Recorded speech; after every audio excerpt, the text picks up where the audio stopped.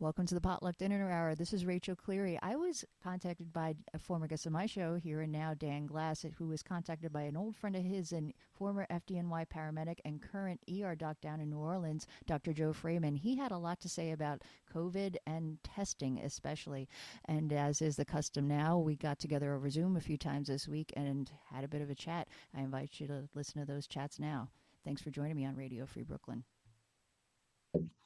Simply read the literature that was being produced out of China and took what they were recommending and figured that it was going to be applied here in the United States, but it has not been applied. So the major thing that I've been advocating for is the application of some of the recommendations that come from China to better treat this pandemic and save lives here in America. So when you were away on a family vacation when you first heard about this, right? Yeah. So what happened is I was away in Mexico on like a beach vacation with my family. My brother calls me up and he asks me, he's in New York City, and he asks me, "Hey, what's going on with the coronavirus?" And I, at that point, hadn't really read much about it, but I tell him, I was like, I don't know if it's really such a big deal. He's like, "I don't know, Joe. This is everyone's freaking out over here in New York." And I was like, "Oh, it's probably just, clickbait in the news. I bet it's not really going to be a big deal." And he's like, "Joe, why don't you go just read this stuff over and come back to me and let me know what you think." And so I take the time, I read it over for a couple of hours. And as soon as I read it, it was quite clear that this was going to be incredibly bad. It seemed very reminiscent of the Spanish flu, which while I was on task force, the medical manager of Louisiana's task force, we did multiple pandemic exercises where we do a tabletop of how this is going to pan out in the United States. And it was always something that resembled the Spanish flu. For some reason, it usually did come from China in these exercises. And it actually looks like it's playing out very similarly to how it would have during those exercises. The thing I got scared at how deadly this could be. The Spanish flu killed possibly 50 million people in a smaller world population. And I realized this, and I told my brother, I was like, this could get really bad. I was like, but the good news is that China looks like they've already figured out how to deal with this. And the fact that everyone's scared is actually a good sign. I'm sure the public health officials have taken note of what's been happening in China, and they'll be able to apply some of the diagnostic protocols that they've already used here, and we'll be able to control the disease for the most part. And that was what I told him before I get back.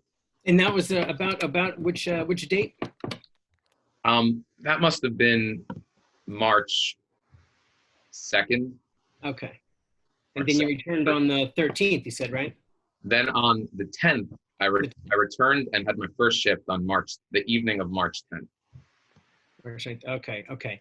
And so, what happened was Joe had been involved in this situation a little bit after he'd gotten back, and then he told me sort of what it was like on his first day back, and that was a story. In that one first story that you told me with the Louisiana Department of Health and trying to get a test, it encapsulates so much of what's going on. So okay, what happened?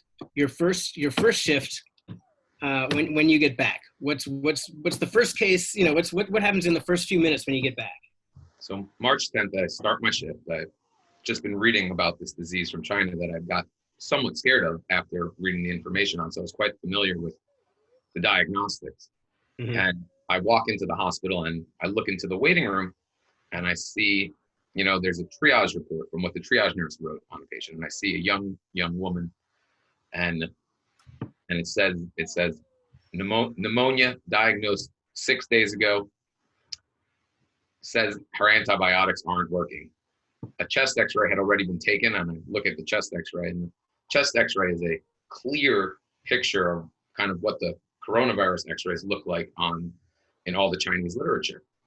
And so I asked the nurse, I was like, "Hey, this patient in the waiting room, does she have a mask on her in the waiting room?" And they're like, So if you say we're not going to test her for COVID, then all the rest of the time, no one will treat her like she has COVID. I'm going to get a CAT scan on her, and they're going to roll her through the CAT scanner without any protection. All these people will be exposed. And he was like, wait, why would you get a CAT scan? I was like, because that's part of the diagnostic protocol for this. And he's like, no, I don't think that's definitely not part of the protocol. So wait, where's your protocol coming from? Where is it? He's like, oh, it's the CDC's protocol. I was like, okay. Well, CAT scans can see coronavirus, and I had to explain this to him, but he had no experience with hearing that before. And I was like, well, just so you understand, I'm going to CAT scan her, and when it comes back, it's going to say coronavirus. And then we're going to have to deal with all the patients and all the personnel who've now been exposed to this. And he's like, well, I don't have the authority to test her either way because the CDC's direction. So it goes on. We CAT scan her, and then we CAT scan this woman, and then it comes back as the radiologist. I spoke to him on the phone to ask him, was this consistent with coronavirus? And he was actually kind of taken aback by it. He was like, whoa, yeah, this is exactly what they're telling us it looks like. This is coronavirus. And so I was like, oh yeah, that's what I think as well. And I call back up Greg and I said, hey Greg, the CT scan. First I had to find him in the office. Please find me Greg in the office. And they find him, then he comes back on the phone, and I get Greg on the phone, and I was like, hey, look, I got bad news that CT scan came back positive for coronavirus. And he's like, oh no. And I was like, and now I have like a whole line of patients and medical staff who want to speak with you.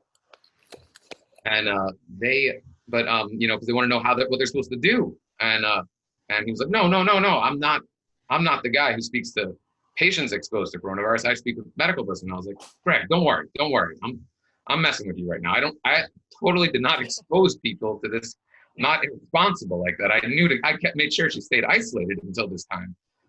But understand that wouldn't happen with every other physician. And this really did potentially just expose lots of people to this disease. And now I really need you to test it for it. And then he went to a manager and they got approval for testing. This same was because she hadn't been to a high-risk area. And I said to him, how do you know that it's not being spread locally? Mm-hmm. And he said to me, well, because no one has tested positive here. And I was like, but I asked the nurses, I was like, have they done any tests from this region? And they were certain that none had been done. And I said, Greg, but there's been no tests done here.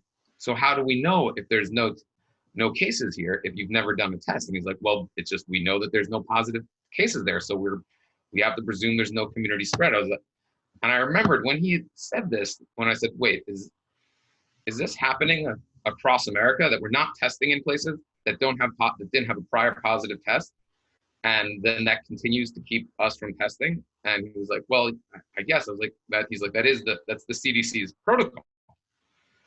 And I immediately that was the moment I realized, I was like, whoa, this is going to be a disaster. You haven't been testing throughout the entire community unless there was a single case there. It's like, this has totally been done wrong. Obviously a catch-22, It's exactly. You don't know if you have any positive cases unless you test, but you won't test because you don't have positive cases. Yeah. It was a huge error. And I think it was an error that occurred because we didn't have enough tests. So they created some protocols so that they would be used most wisely. However, this was totally destined to be a failure, with relying on a test that we didn't have enough of to adequately identify this disease, and it was spreading silently through our entire country. And this, brings me to how did China come to discover CT scan as a useful tool in the diagnostic workup? They also ran out of tests while they were in China, and they started CT scanning people. And they realized when they were doing this, they were originally using it to supplement. When they just couldn't test people, they would CT scan them. And then they realized that the testing, it was actually, in many ways, it was a more reliable test. Not in that it was more accurate. Now, these are two confusing things here.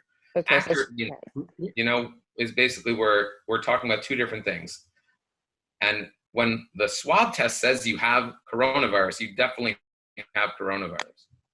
When the CT scan says you have coronavirus, you probably have coronavirus. Now, the advantage that the CT scan has over the swab test is the swab test misses a ton. There's a ton of false negatives. It's, possibly over 50%. Okay, so how does that happen? So what are some of the reasons why it's you can be half wrong, half There's a bunch of reasons that can cause it. It could be, someone early in the disease who doesn't have enough virus to pick it up on the test. It could be just a poor sample was taken. Now, if people weren't trained in how to take the sample, that worsens that problem. And in fact, that's been shown that if nurses who were not properly trained in how to obtain the sample, they end up getting much lower positive rates. Now, the thing that concerned me the most, actually, when you consider the nursing problem, is you combine that with the protective equipment problem. Now, when you take the sample correctly, you put something in someone's nose. It goes all the way back, like inches. So it's like almost looks like it's going in their brain. But it's curving, and it's going to the back of their throat, and it makes them cough right into the nurse's face. Into the nurse's face that has protection equipment on it, that she or he has been told that they have to reuse that equipment for the next week, guaranteeing that their equipment is now contaminated.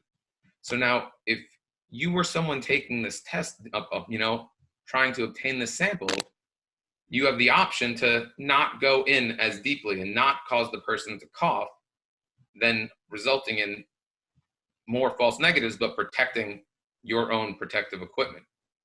I can just imagine that would, even if it's not the intention, that's what winds up happening a lot of the time. You can't help but want to just protect yourself, or there's just this kind of hesitation, this kind of reflex must be there on the part of the person administering the test.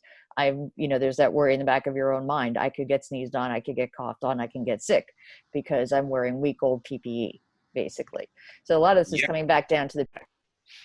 And we're back. I'm talking with Dan Glass and Dr. Joe Fraiman.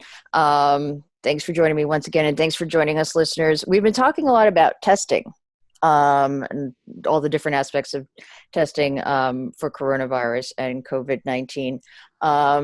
Dr. Fraiman, how was your night last night? You worked the night shift at your hospital. What was everything? Yeah, I just finished up the shift, and from my shift, I would say there's one thing I'd even just bring to mind. I'm not sure if this is, for purposes. It's not related to testing, but it's the ideas that are held are the same. We had a woman who came in last night who, within 2 to 3 minutes, she was coronavirus positive. She had COVID positive, came in from a nursing home, 88-year-old woman who beforehand was not speaking. She's not been speaking for years. And she came in within 2 to 3 minutes, her heart stopped beating. Whoa. And they call me they're yelling for me to come to this. And I get to the room and I find 2 of my nurses are doing CPR on this person. And they have masks on because we wear masks all day, yet they have no other protection equipment on. Not because we don't have that. We do have other gowns, but they went in with a natural approach with emergency medicine, which is to stop an emergency nurse from doing CPR and from trying to save a patient it's unnatural to them. So I just grabbed them both. I said, stop for a second. Please put your gowns on. You need to stay protected. And it goes to the point of that's part of where we're talking about the testing, in that the lack of understanding of that. These nurses are amazing and they're great nurses, but the problem here is that here they are exposing themselves to this virus in a way that is an incredible exposure. To pump on someone's chest and breathe air into their lungs is an incredible exposure. And this is something that is not a good idea to do without protection. And it's not good for the nurses, but it's really also it's not good for society. It's not good that these nurses were then exposed, and were exposed even to, because then there's the chance now that they will pass this on. And this is this idea of understanding that the individual patient is important. Yet the reality of this was, this woman sadly did not recover, but that is not unpredictable. It was probably the only thing that was going to happen. And these nurses may have contracted this virus, who will then pass it on to multiple other people. And to not understand that to treat this disease, you can't treat an individual. We have to think of the community at large. And this approach to testing is actually the same, in that you can't treat the individual. You have to look at the community at large. Wow, but so hard to have this conflict all the time of your natural inclination, and then to have to pull back, for this sort of hard to understand notion of what the effects will be later on. Oh, yes, it's totally it is against the natural instincts of any emergency room, anyone who works within an emergency room. And I question, when you think of like CPR within people who have coronavirus, we have been doing CPR on every person who has coronavirus. But when you think about the survivor, how many survive, it's going to be probably closer to 0% than 1%. Yeah. And when you think about the amount of people who will be infected, if you take 100 cases of CPR, we'll save a very small number. If you say maybe 1, maybe 2 of that 100, but multiple people will get infected. Multiple of the providers will get infected, and then they will infect multiple people. And some of those will die. And what you have to think about here is that performing CPR on these patients is actually leading to more death in our society. And I'm not suggesting we don't do CPR. That actually is the logical thing to do, but it's emotionally not. I'm not sure that I'm comfortable with saying that, but it's logically that is the conclusion that one should come to. But I'm not emotionally ready to make that decision. Oh God! And so many, when you hear about all the discussions in the news, about either testing, PPE, the types of decisions that have to get made, they can get so theoretical and so distant. When you have politicians coming out and saying when we should make a sacrifice for the economy, some sort of abstract notion, and it's sort of like those discussions seem so utterly pointless when you hear what exactly happens in the places where the people are coming in and the treatment has to happen.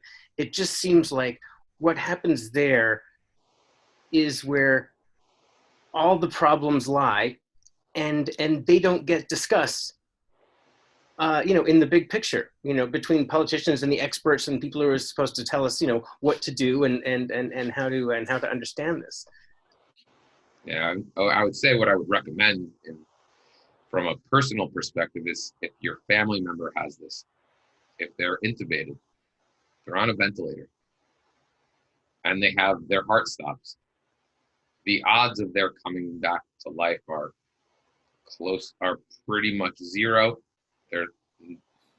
I can't say they're less than 1%, but I would, because we don't have any science on it, but I do not believe they're more than 1%. They're incredibly unlikely. And I think that it would be if I was in that case, in that situation, I think that the correct decision that one should make in that would to ask that we do not do that to them, because you are then exposing the rest of the community to more disease and eventually and harm. It's harmful to the community, but we will do it because that's what we do. We don't let people die unnecessarily. But So how do you have to explain this to people? I mean, this is one of those things where it sort of seems like it's known known in the hospitals and where people are getting treated, but this is something that must be extremely difficult to talk to people outside of that situation about. Most people are like, do whatever you must do to save someone's life, no matter what. And and I guess people don't understand that, that trade-off. I personally would never, ever say to a family member in that situation, as a physician who's treating that family member, who's treating one of their family members, that they should make this decision to protect the community. Personally, I would never put someone into that, into a, an ethical conundrum like that. Personally, I would not. I just ask them what they would like. I could explain to them the odds of this surviving this are unlikely, and that if it is done, that the most likely situation, if they are of the small percentage that do survive, that they will not be functional human beings. I can explain to them the harm to their family, but I personally don't feel comfortable explaining to them that the harm that allowing us to do this also places others in danger. And this is that doing CPR, normally the problem is that it's harmful to the person, because they will not wake up. They will put their family into anguish for a year while their family member sits on a ventilator as a vegetable. It's the harms of CPR are that you keep a person alive, but you don't really keep them alive. And that's the most likely outcome in many of these situations. But with coronavirus, it's different in that it harms more than that. It harms more than your family unit. It harms the entire community, and possibly back into your family. So I guess we can I think an important thing to point out here is how we kind of all can understand that when you're told you have coronavirus, you act differently than when a doctor even tells you, look, it looks like you have you have the symptoms of coronavirus, you should act like you have coronavirus. Yeah. It's very different than being told it. And we all can internalize that. Every person, any human being can internalize that concept of when you're told you have coronavirus, you act differently than when your doctor tells you that sounds like it is coronavirus and you should act like it's coronavirus. Yeah. Yet what's been difficult in the scientific community is expressing this idea, because there's zero evidence. There's zero evidence that telling someone they have coronavirus makes them act different. Yeah, would they require like a study? I did ask the Louisiana Department of Health a person, well, how do you feel about people, complying when you tell people to stay home out of abundance of caution? How do you feel it's getting, responded to? And he said, well, I think people are very serious about it. I'm like, okay, well, that's great. Of course they are. They're very serious about it. And why would you doubt that? But, the level of seriousness is such that is the thing that has to be explained, that is still not getting communicated with enough urgency, because it's too hard. It's too hard to get someone to feel the fear that they should fear, with something so novel. So how is it possible to explain that? There's only in my opinion, there's probably only a very small percentage of the human population who truly acts like they have coronavirus without being given that diagnosis. A very small percentage who are told to act like it, and then they literally do. Yeah. And now I have zero scientific evidence for this, except for looking into my own heart and looking into the knowledge, looking into how my friends would act, how my family, how my wife would act, my father, how my brother. Well, let me ask you a question then. So where are some of the main disconnects you're finding between the scientific community, or in particular, let's say epidemiologists, and like regular folks, or emergency people? you have all these different realms. You have epidemiologists talking epidemiological terms. You have, other clinicians and researchers talking in their terms. Then you have the emergency management folks and you guys talking in your terms. And each group seems to have something that's most dominating the conversation and is the priority. And it sounds like from what you're saying that most people who are outside of the actual treating of this face-to-face, there are different types of gaps in understanding between, what they are saying and concluding and what is actually happening on the ground and what you should do to combat it. And you're bringing up experience, street sort of knowledge stuff. That's a hard thing to communicate in scientific circles, where everything has to be supported by studies. So where have you found some of these particular gaps and what are they? So, the recommendations that have come out from the CDC, the American College of Radiology, which says they recommend against CT scan in the workup of coronavirus, has come to the conclusion that it has no influence on patient management. And they have their other issues, but patient management. Now, that's like a notion here for a second, patient management, because you mentioned patient management as opposed to community management. So they're looking at this in terms of just the individual, right? Is that kind of what you're starting to say? That is patient management. That is the basic idea here is that the people who are making these decisions, who have made these recommendations, radiologists and the CDC. Radiologists are in radiology suites. The CDC, infectious disease doctors, are in offices in Washington, D.C. They have never had a face-to-face conversation with someone who probably has coronavirus. They have not had these conversations where they see that. And when you talk to any emergency room physician who's done a CT scan on a patient and found coronavirus and then express that to the patient, the difference in the behavior that they are, you're able to understand what people are going to do by the reaction to what they say. When someone says, okay, like I'll act like I have coronavirus, versus crying and then asking multiple questions of how they can appropriately quarantine themselves. These are differences where I don't feel I need a randomized trial. We have the new situation now with the rapid tests. Yes. With the rapid PCR test. I don't know if we discussed that. We didn't totally go.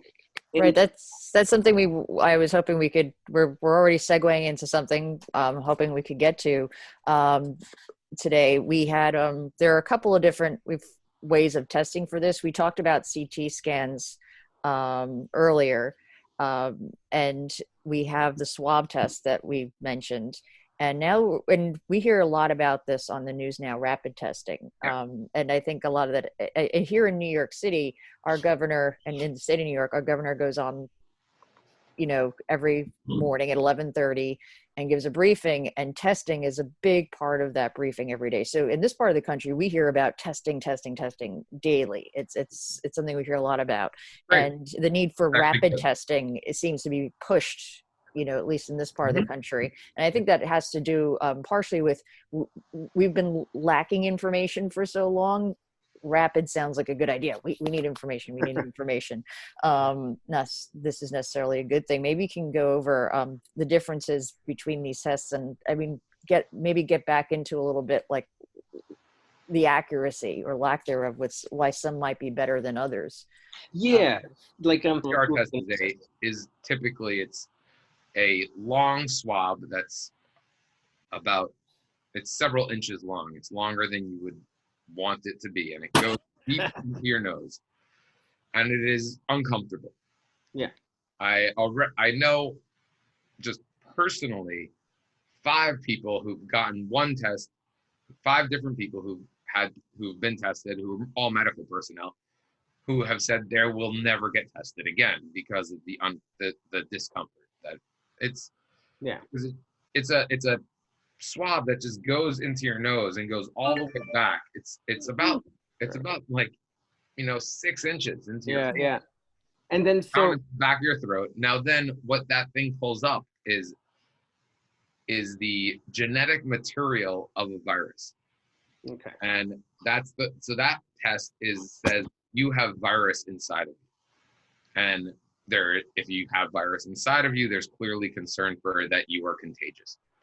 It's the actual virus, right? It's the RNA, instead of the DNA, it's the RNA, and basically they just finds a little piece of RNA, and then they do what with that to sort of. So it's genetic material of tiny bit, right? They get this tiny bit of material to work with, and then they gotta.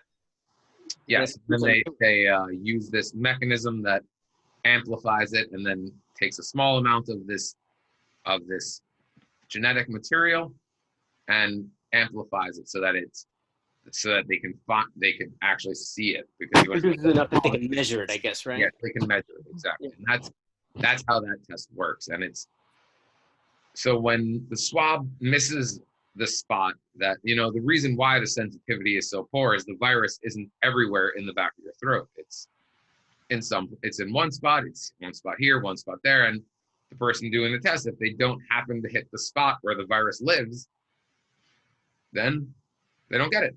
The rapid tests are definitely a huge advancement in diagnosing this disease.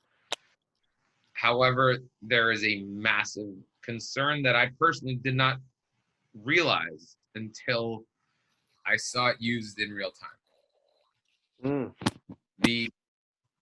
The test giving someone a result, you're positive as soon as you walk out of the hospital. I was like, this is great, because now it's like a CT scan, like what I was seeing with the CT scan before, where I was able to tell someone that they're positive with a CT scan immediately, and then prevent that person from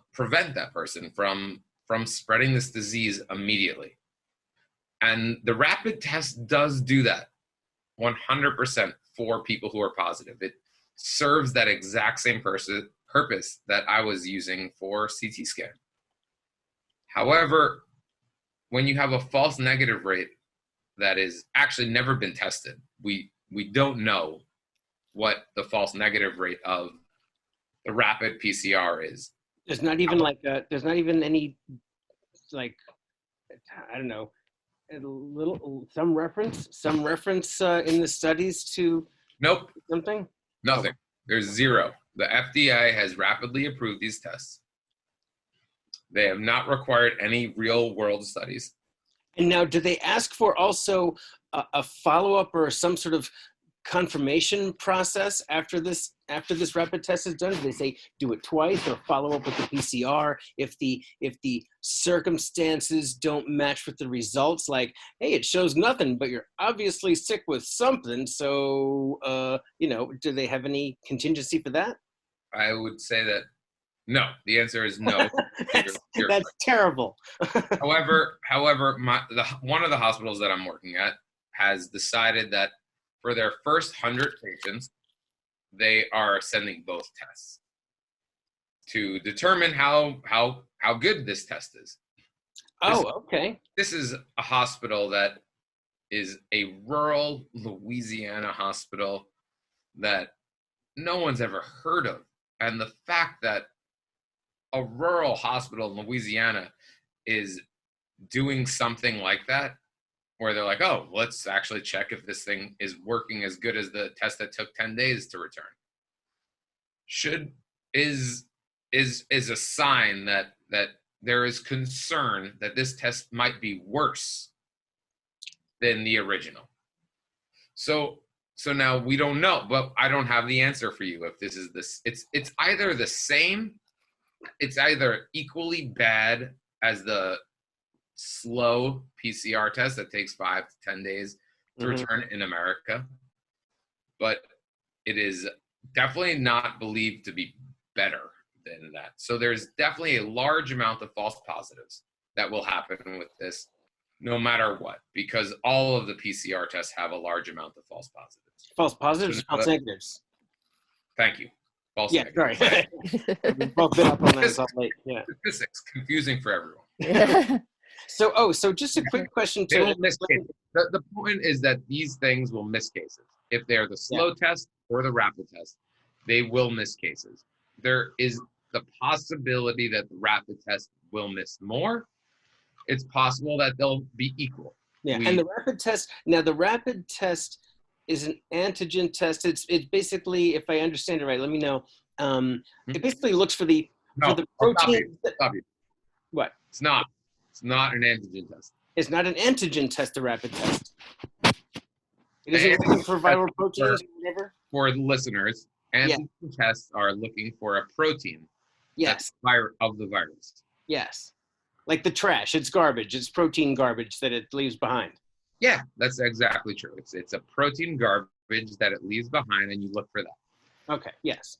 Those tests are unbelievably unreliable, and that is, everyone would recommend against using that for this. But this is the test that you're talking about. No, it is not. The rapid test is a PCR test, the same test that was taking 10 days. Okay. They just figured out a way to do it really fast. Oh, okay. So we just have a faster version of a test that was already flawed in many ways. Yes. We're all starting to get it. Here's the biggest problem is that at first I thought the rapid test was great because it's like, oh, it gives us the result immediately.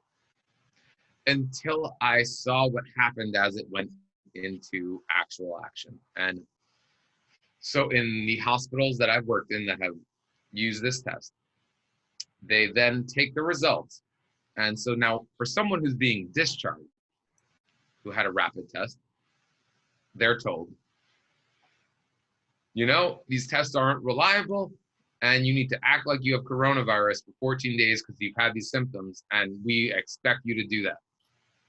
And then what we also do is we use this test and we test everyone who's being admitted to the hospital.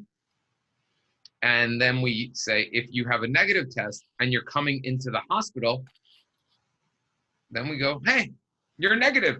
You're negative. Don't worry about it. You don't have to go to the corona floor. You go to the non-corona floor. And the absurdity of the fact that physicians have sat around a room and decided on a hospital protocol that literally contradicts what we are telling the patients who we're sending home to act like they have coronavirus is the most telling proof of that. When you tell someone they're negative, they don't react the same way as when you tell them that they're positive. Not even physicians. Not even physicians. Physicians who are supposed to be understanding how these tests work have actually created protocols that put people on the side, the floor, because the floors are, we decide there's a floor for coronavirus, there's a floor for non-coronavirus. Okay. We used to divide that up by symptom, which was actually the correct way to do that. Now they have a rapid test that just gives them the answer. And the idea that physicians are able to get this wrong, and the idea that we're expecting patients to just listen to us, is the absurdity of that contradiction is painful. This is showing. So what's a third way of testing? Yeah. There are other ways of testing, but this is not the way that you test for diagnosing people with. Okay, so quickly though, what are the other tests that you hear about, whether they're good for diagnosing or not? They still come up in the news. There's the antibody test. The antibody test means that you were exposed to the virus and that your body has started building, your immune system has built a defense against it. Okay, so you can tell if someone has been infected, in the past, but in the past couple of years. It would be, really? You know that someone's been infected with this disease in the past couple of years. Okay, but it won't help useful for knowing diagnosis. that someone's infected right now. Yeah, but you said that it won't help for diagnostics, and why? Because knowing someone was infected a month or 2 months ago is not useful. That's the fastest. Infected 2 months ago. Oh, okay. So that is not a test that is useful for diagnosing people with disease and telling them that they need to quarantine. It'll be useful later on. It's useful from a government perspective to understand when we can restart society. When, if, for example, in New York City, how New York City the disease has gone rampant there. Mm-hmm. And well, let's get into the recovery maybe later, because that's a whole other topic, how to starting up again. But we know it'll be useful for that. We know it'll be useful for knowing who restart. Yeah, great. And then let me just squeak this in, the antigen test. There is an antigen test, isn't there? That's what I read somewhere. Yeah, there is. Okay.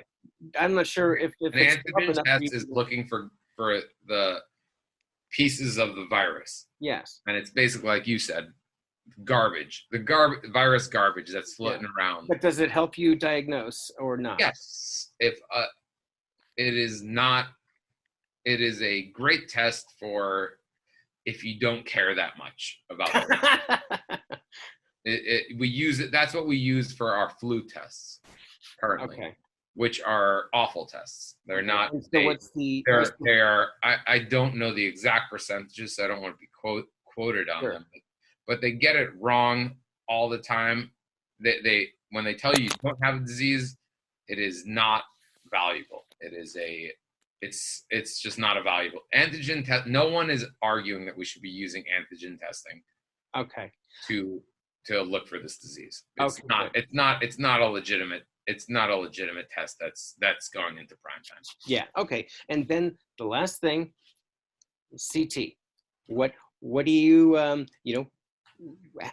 how do you do it?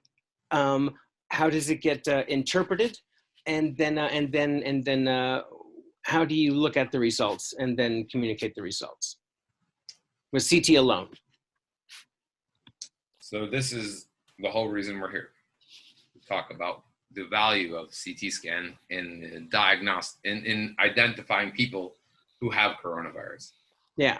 And there are going to be two. They just said there are going to be two things that people are going to sort of need to break these into. Which you'll break down. Which is the speed, which is easy, and then the sensitivity. So these are going to be the things to look out for the advantages of it. Okay.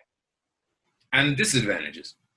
Well, the disadvantages, we'll get to the disadvantages right after that. But so the advantages of CT scan is that it's rapid. Yeah. You have a result nearly immediately. So what happens? Like it's a big, you lay down on a bed and it's a giant spaceship looking donut thing that goes over your body, right? It's a donut. It's a donut looking object, and we slide you through it and we look at the lungs. And then when you happen to have coronavirus, the lungs have very specific patterns. Okay, these images now a CAT scan is basically like it's like a 360 degree X-ray, right? Exactly. Okay, it's multiple X-rays all taken at hundreds of X-rays at the same time.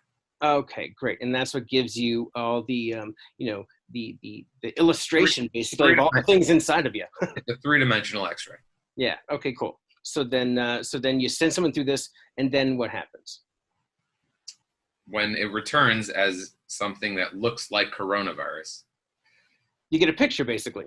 You get a picture. You have a picture, and the way that coronavirus looks on this picture is atypical. It is.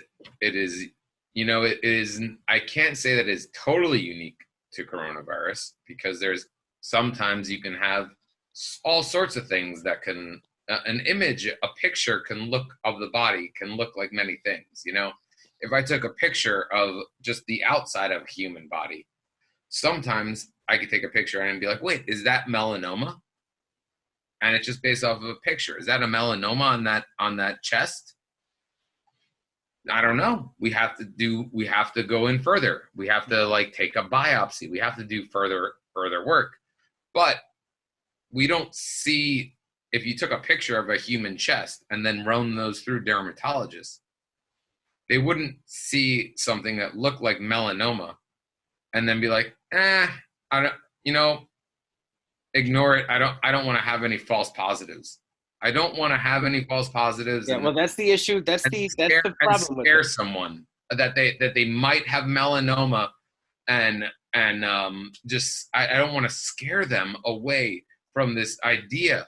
This is If you see something on a lung, on a CT scan in the lungs, then it's not a healthy lung.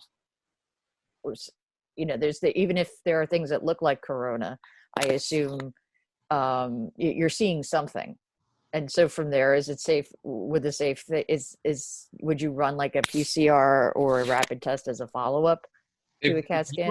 If you were concerned for coronavirus in the first place, yes, you should run a swab. If the reason that you were getting a CAT scan is to look for coronavirus, a swab test should be done. That is without a doubt. In fact, if you have a rapid test, you can do the swab test. And if it's positive, there's no reason to do a CAT scan. Mm-hmm. However, because we don't know that the rate of false negatives, the rate of cases being missed is somewhere between, we're missing somewhere between a third of them and 2/3 of them.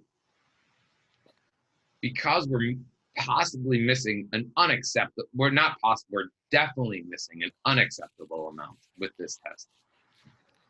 You should have a CT scan after a negative PCR test, if the rapid is available.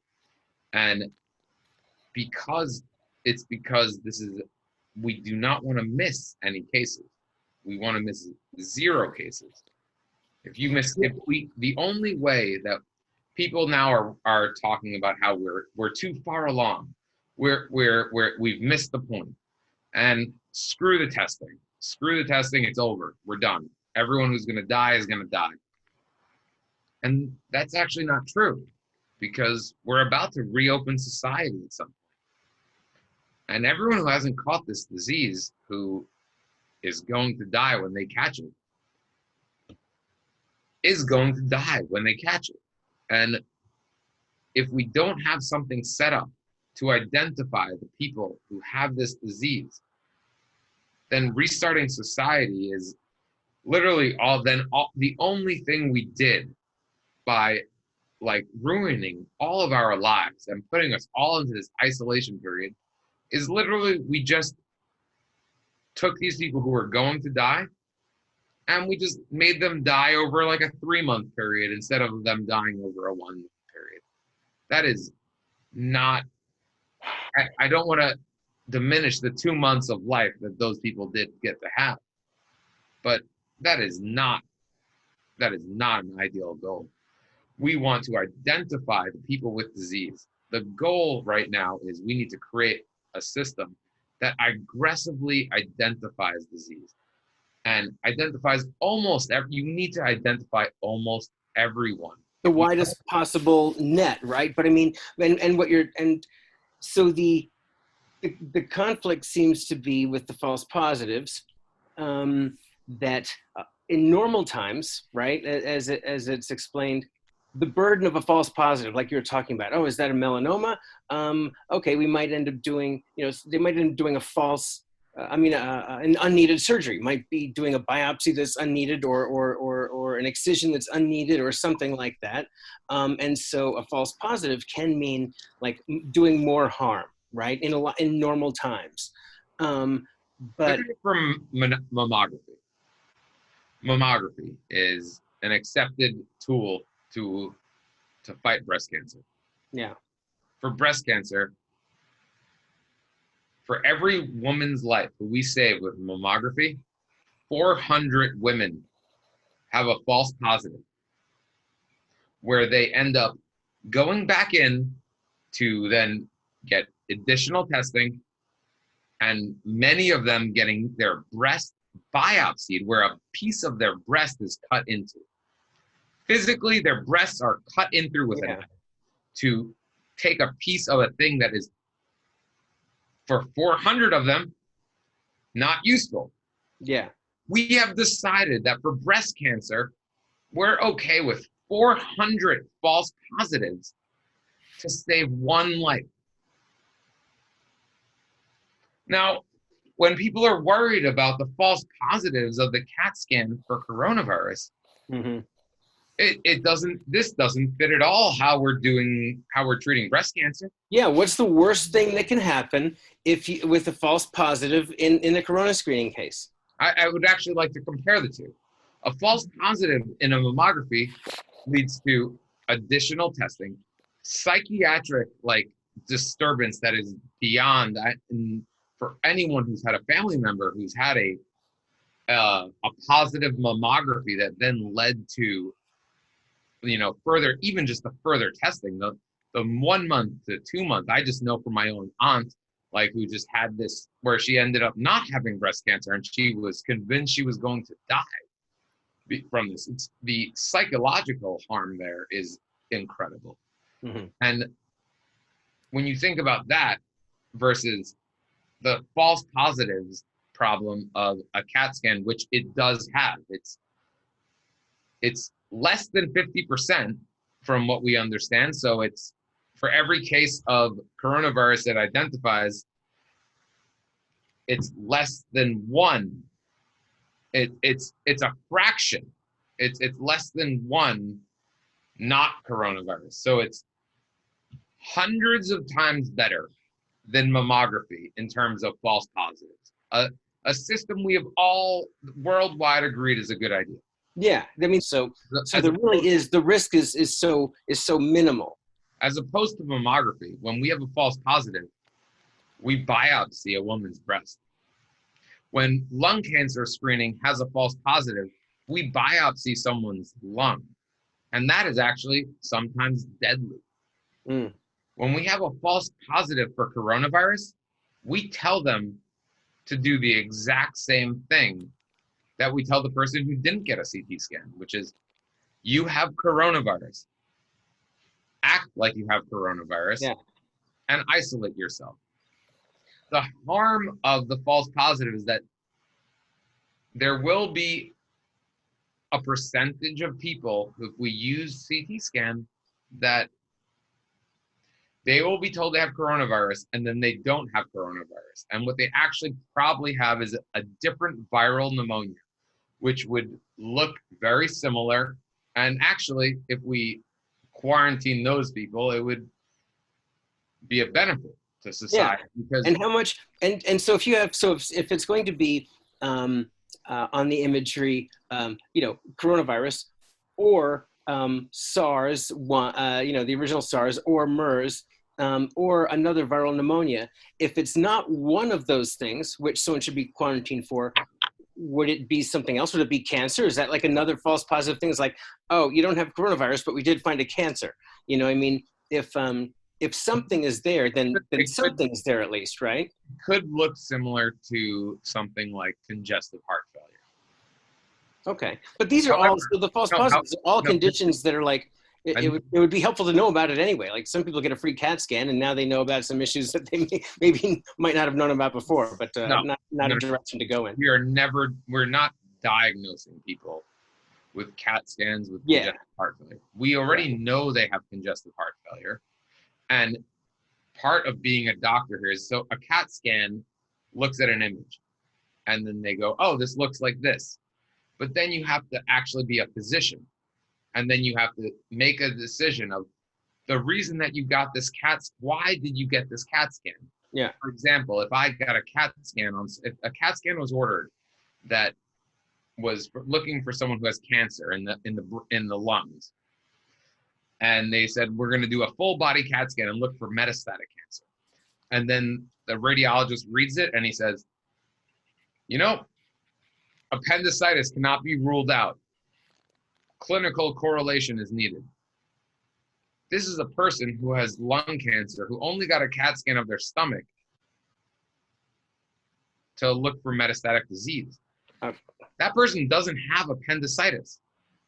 If a CAT scan sees appendicitis in a person with no fever, no stomach pain, someone who the only reason they got a CAT scan was unrelated to pain, that is not appendicitis. There's no way that that's appendicitis. And so this is the whole idea of radiology gives suggestions of what we do. But physicians who are treating patients need to be physicians. You have to interpret it. Like you get a picture, but it has to be interpreted, using your expertise and experience and like, oh, I've seen this before. It can fool you. Or no, this is definitely that. So you get the picture, of course, but it needs interpretation. And that's sort of, American physicians are used to CT scans feeding them a diagnosis that they were unable to make a confident decision on. Yeah. And they are now uncomfortable with a situation where they have to be physicians and make a judgment call, basically, which is like, that's a stressful thing to make the judgment call on the image. It'd be nice if someone could just tell you, yeah, here's what it is. So is that what you're talking about? Yes. This is why China did not have the PCR test that we're talking about, where if it's positive, you have the disease. They didn't say if a CAT scan's positive for coronavirus, you have the disease. They said a clinical diagnosis with a CAT scan. Yeah, the combination, basically the combination that you mentioned before. You need to be a physician. On the inside of this, there's this focus of how you see the patient and how you see the rest of the population, and you keep bringing up that there's this disconnect. They're stuck in the view of the patient and very myopic and not understanding that they're treating a whole population. So why aren't they understanding this? Being in the middle of it and being this your industry, why do you think maybe these people are not able to change gears, even though it's being discussed so much? I think it is quite difficult, even on the human level, to prioritize as a physician who's treating a person who you're looking at. Yeah. It is difficult to prioritize. It's a difficult mindset. But when you're talking about logic and you're talking about a government response, that is where you need a group of people who are thinking logically, who are. We need some leadership from the top. We need some cooperation between the medical community providers and say local authorities and federal authorities, because things like instituting certain social changes, social policy, working with the medical community to find out what needs to happen on that level. What are some other, maybe we can talk a little bit about recovery, obviously, and also we talked about the financial aspects in terms of getting effective testing done. Obviously, people talk about recovery right now, and they're talking about getting the economy, quote unquote, open or up and running again. So I think there is a financial incentive for recovery. Yeah, that's a big part of it. But the actual recovery process for this, maybe we can talk about that a little bit. In the medical aspect, Joe, what is going to be necessary, and how do you think some of these things will be implemented to start opening up, areas where people work, factories and schools and the rest of this stuff, and then public areas like stores and things like that? I can say that this is not a area of controversy. This is something I can explain that is very agreed upon. We need a system that's set up that can pull out the people who are infected, identify them, then identify everyone they've come in contact with, quarantine everyone they've come in contact with before they have the ability to spread it. And so what this will take is a test that is sensitive, and that would be CT scan. And I would also say that you would want the most sensitive, which would be CT scan plus the swab, because the two of them together is actually able to catch more cases than either one of them alone. CT scan is more sensitive than the swab, but the swab can pick up cases that the CT scan misses. So that's the first part. Now, the second part of this is you need to be able to identify these people who need to be tested. And fever checks you brought up is that every place where the public is meeting up needs to have a fever. What else do you see as part of this recovery process? The next piece of this is very obviously contact tracing, and to find every single person who has a positive CT scan or a positive PCR, the swab test, We're kind of coming to a close here with our talk. I really appreciate you both, Dan Glass and Dr. Joe Fraiman, for speaking with us here tonight on Radio Free Brooklyn. Is there anything else you want to add or close with, or anything? I mean, a big thank you to you both, especially you, Joe, for everything you're doing, talking to us and just going to work every day. There's one thing actually that's incredibly important to me, semi-related to what we've been talking about, and it is the release of the rapid test.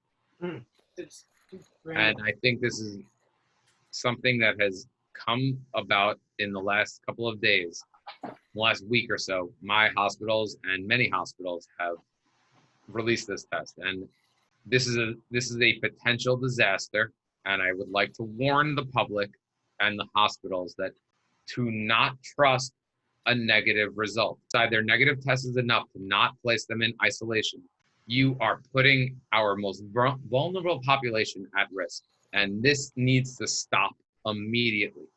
And this rapid test is a disaster that I am incredibly worried is about to pour gasoline onto our COVID fire. And we need to not allow that to happen.